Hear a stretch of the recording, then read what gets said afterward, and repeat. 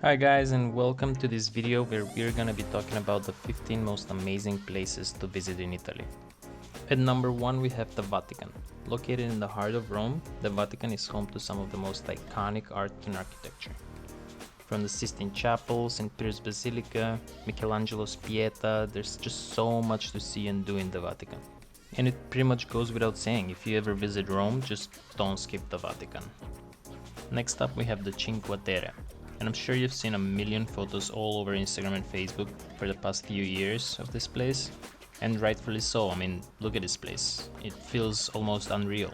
It means 5 lands in Italian and comprises of 5 coastal villages that are all listed on the UNESCO World Heritage List. Next up at number 3 we have the Chianti Valley. The Chianti Valley is known for its amazing winemaking. And there are so many wineries along the valley that I highly recommend you visit while you're there. The area is also known for its beautiful landscapes and medieval towns, so it's definitely one of the most amazing places in Italy. At number 4 we have the Grand Canal in Venice. This is the main waterway in Venice and it's an absolute must-see. You can take a boat ride or just walk along it, but I would recommend doing both. There are also several bridges that cross over the canal where you can just stop and appreciate the view of Venice. Next at number 5 we have Island Burano. And if you're already in Venice, then definitely don't skip Burano because it's really close by and it's definitely worth checking out. It's a small maze of colorful houses, and if you're super lucky you can catch one of its famous festivals, the Carnival of Burano, which is held every year from mid-February to early March. Next up we have Mount Vesuvius. It's actually an active volcano right next to the city of Naples, and when it's not active you can climb the mountain and check out the view from Naples and the surrounding areas. There's also a volcanology museum that I found to be really interesting. At number 7 we have San Gimignano. It's a city in Tuscany, located not far from Florence. It's a city of the Middle Ages and it's known for its medieval architecture. It's got lots of little towers and narrow streets, which will make it feel like you've taken a time machine. It's really cool. Next up we have Lago di Briese. It's a small lake located in the middle of the Dolomite Mountains and it's very peaceful. It's the perfect place to relax and enjoy the nature. You can go canoeing or hiking around the lake and explore the Briese Valley. You'll find flower-filled meadows with vintage mountain huts in various forms of decay. It's the perfect way to spend a couple of days in Italy.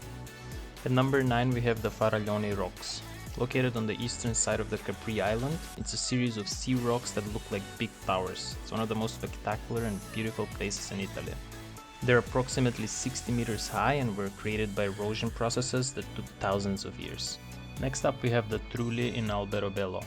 This amazing village in Puglia, Italy was built by people who were trying to avoid taxes, and it's definitely one of the most interesting places in Europe.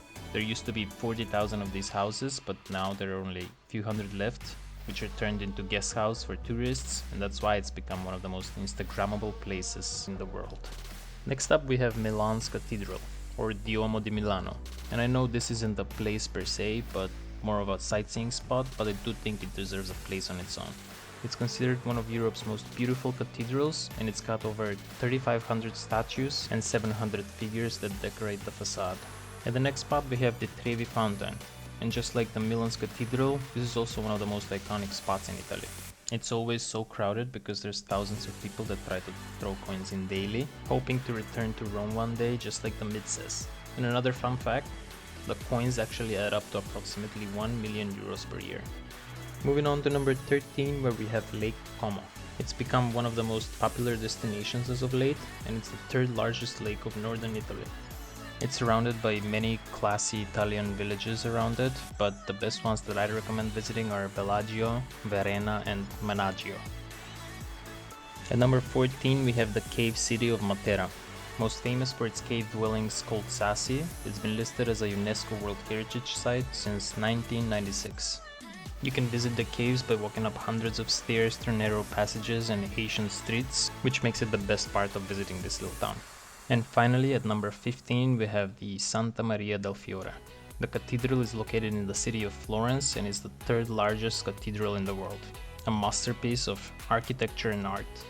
It stands on the Piazza del Duomo, or the cathedral square, and absolutely dominates Florence skyline. Thank you for watching and don't forget to subscribe for more bucket list destinations.